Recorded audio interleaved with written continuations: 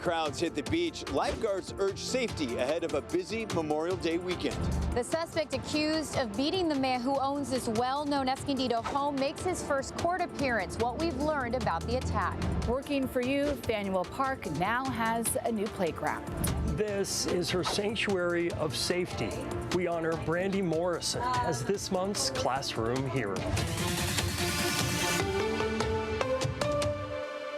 As we come on the air tonight, the California Highway Patrol is out in full force, starting its maximum enforcement period for the Memorial Day holiday weekend, where all available officers will be looking for impaired drivers and people being unsafe on our roads. Good evening, and thanks so much for joining us on this Friday. I'm Marcella Lee. And I'm Jenny Day in tonight for Carlo Cicchetto, with crowds already arriving and temperatures just perfect.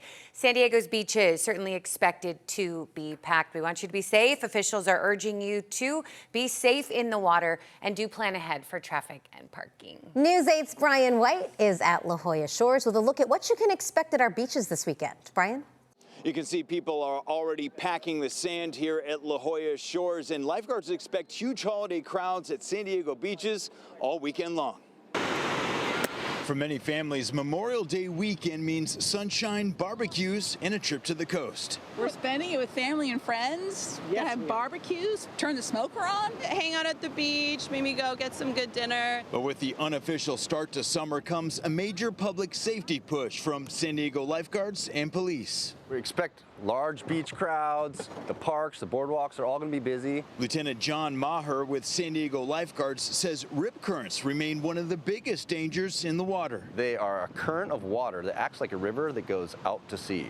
Lifeguards will have increased staffing over the weekend. He says swimmers should always check in with them before entering the water because rip currents can shift throughout the day. If caught in a rip current, stay calm, do your best to float, yell for help. And if you can, swim parallel to the shoreline, which can help get you out of the rip current. Parents at the beach say keeping children close is always top priority. We put them in very bright colors. They know that they're not allowed to go too far without us. Well, with the little guy, obviously, we don't let him by the water unless we're with him, holding onto his hand. Lifeguards are also reminding visitors to stay hydrated, wear sunscreen, and do the stingray shuffle when entering the ocean. And it's not just the beaches seeing extra patrols. The sheriffs and CHP say officers will be conducting DUI and motorcycle safety enforcement operations across San Diego County throughout the holiday weekend. I'm Brian White, News 8. Thanks, Brian. And if you're hitting the roads this holiday weekend, there is a little bit of relief for you. Gas prices are dropping slightly. According to AAA, the average cost for a gallon of regular unleaded now stands at $6.16. That's down a penny from yesterday, so trending in the right direction, but still $1.36 more than what we were paying a year ago this time. Prices have risen about $1.50 since the U.S. and Israel's war with Iran began at the end of February. And we are working for you, helping you find the least expensive gas prices across the county. Just text the word gas to 858-571-8888, and we will send you a link to the map with the lowest prices. Well, today marks 1 year since a private jet crashed into a Tierra Santa neighborhood, killing all 6 people on board. The Cessna Citation went down just before 4 in the morning on this day last year, slamming into a home on Sample Street during heavy fog. Neighboring homes were left damaged as jet fuel spewed down the street. Nearly 24 cars were also left engulfed in flames. Miraculously, no one on the ground was killed. Neighbor Stephanie Nemec was asleep when the chaos erupted outside her window. It was just something like Final Destination outside. Everything was just on fire and people were running up and down the street not knowing what had caused it, what was going on. Yeah, the home that was struck has since been torn down. Tonight, an empty lot stands as a reminder of the tragedy that unfolded 1 year ago. And the San Diego Muslim community continues to grieve the loss of those 3 heroic lives following the attack on the Islamic Center of San Diego on Monday. News 8's Esmeralda Perez shows us how you can help lift the local Muslim community in their time of need. Any act of love, showing love and support is really appreciated. As the community continues to mourn Monday's devastating tragedy, many are looking for ways to support our local Muslim community and the victims' families. In the days since, neighbors have stopped by to pay their respects. Our neighbors with one another. We work with one another. We go to school with one another. So we have to have that courage to step out and try to know one another just by having conversation. You know, this is what we need to do at this moment.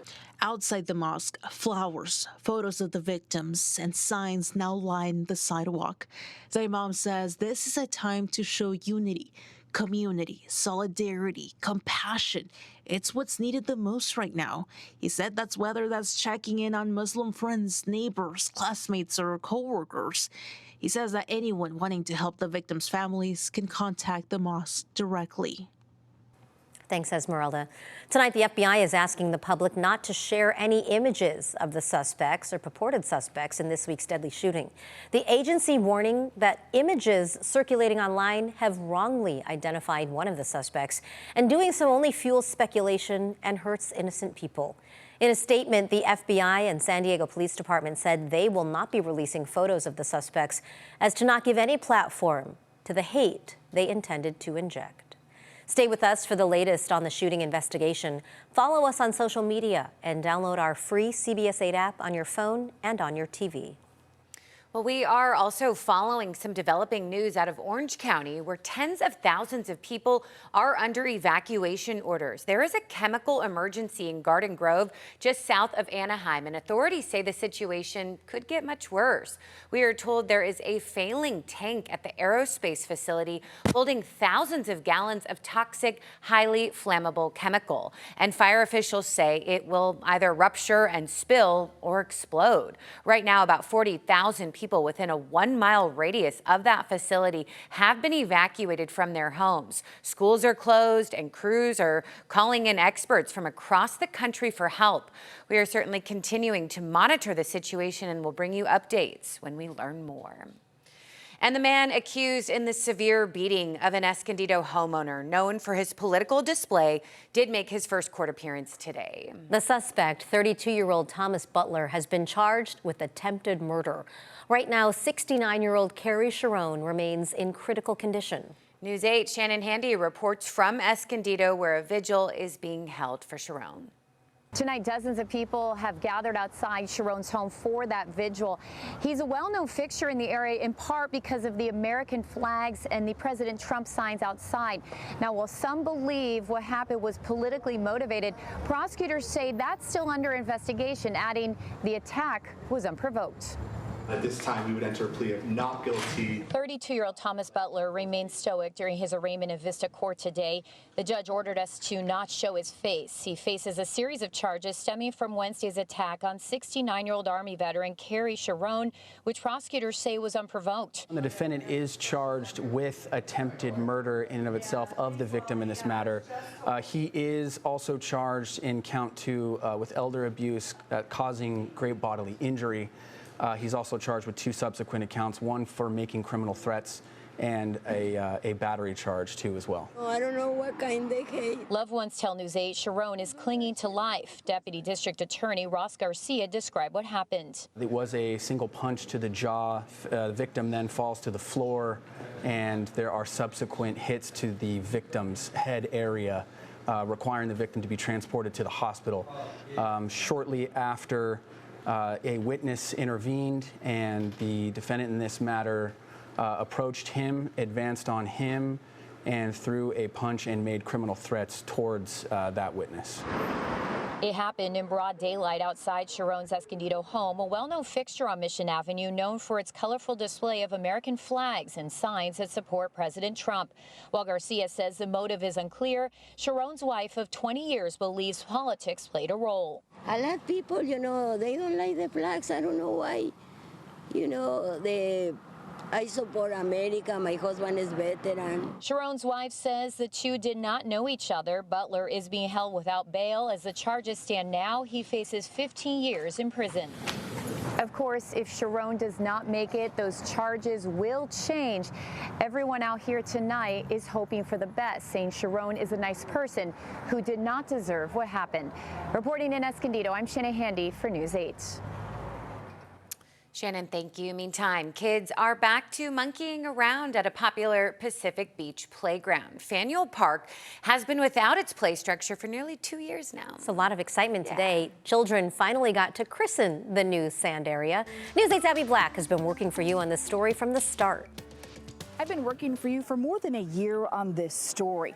Families and kids saw the old play structure come down here at Faniel Park in Pacific Beach. Donations came in, and now kids can slide into some summertime joy. Look that one! Some things are universal. Now, as a grandfather, I know it is even more so not to stand between kids and their playgrounds. And as April Banowski tries to tell me about the old one, you can hear her son. He makes Lakava's point for him. It was very, well, Working for you, let's take you back to how this started. In the fall of 2024, News 8 first reported the city pulled the play structure because it was unsafe and had been damaged by king tides. They had corroded. The city did not have the budget to replace it. We even considered funding it through the Mission Bay Improvement Fund. But it was clear that if we took that path, it would take years before this park and the playground would be reestablished. We continued our coverage. As community donations came in, the city turned to the San Diego Parks Foundation for help. They raised $45,000 and landed Zoom Recreation to donate and install a $200,000 structure. These collaborations truly make a difference. Let's celebrate PB and everyone who lives, works, and plays here. 2 play structures, 3 slides, a water area, all made from recycled plastic to withstand the king tides. Where you get less of that heat retained and you don't have that corrosion from the salt spray coming off the water. So you get a product that's not going to have to deal with that down the road. The original swings and spring toys remain there as well. What about the colors of the playground? Okay. Blue. Blue? Blue, yeah. Do you like the blue? Yeah. More than a year later, Lakava was right. You don't get between a kid and their playground. We love this park, and we're so sad that there wasn't a playground, and now that it's here and it's brand new, it's so exciting. Hey. Working for you in Pacific Beach, Abby Black, News 8. Such a great day for the opening, too. Thanks, Abby. Remember, if there is something that you'd like us to look into, email us at workingforyou@cbs8.com. Fire crews are making progress against fires across Southern California. Yeah, we do have those details ahead, plus new hope for homeowners amid fears of premium increases for those on California's FAIR Plan, homeowners insurance. And a bipartisan push among state lawmakers to try and lower what you pay for gas. We still had a couple of 80s popping up west of the mountains for today, but a lot more with those 70s, and temperatures are getting seasonal by this weekend and even cooler by next week. So we'll go ahead and take a look at that extended forecast coming up.